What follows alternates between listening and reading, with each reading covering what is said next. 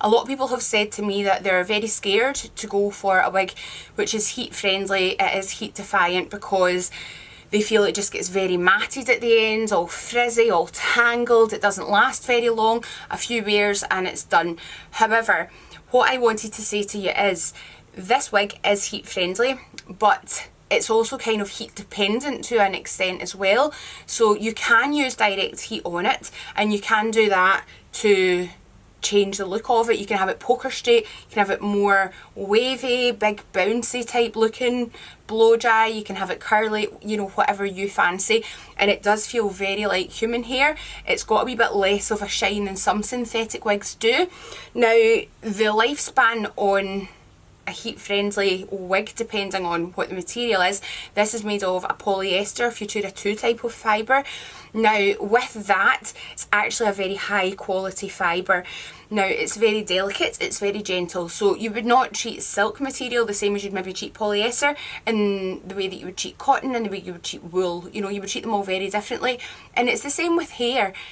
What I would recommend is that, first of all, you want to ensure you always follow manufacturer guidance when you are caring for your wigs. I would recommend you only use the Wides tooth comb, but what is really important, I would personally recommend that you do use a daily maintenance spray, one that has been created for heat friendly fibres, that is for synthetic wigs. Again, always follow manufacturer's guidance. Now, most of these sprays, they are silicone based. It does not mean you just run out and buy the first silicone based wig spray you can find. Ensure you're buying the appropriate thing as per manufacturer.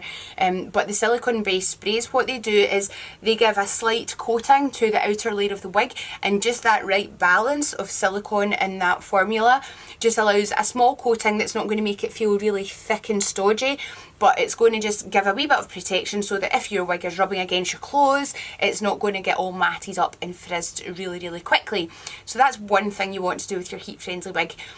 Number two, I would say that personally for me, when I'm wearing a heat friendly synthetic, if I discover that the ends ever start to get a bit friable, you know, they start to look a bit like ribbon that you've pulled and it's all wee curls or zigzaggy. So using a heat protection spray is the next stage. A heat protection spray on the kind of ends here.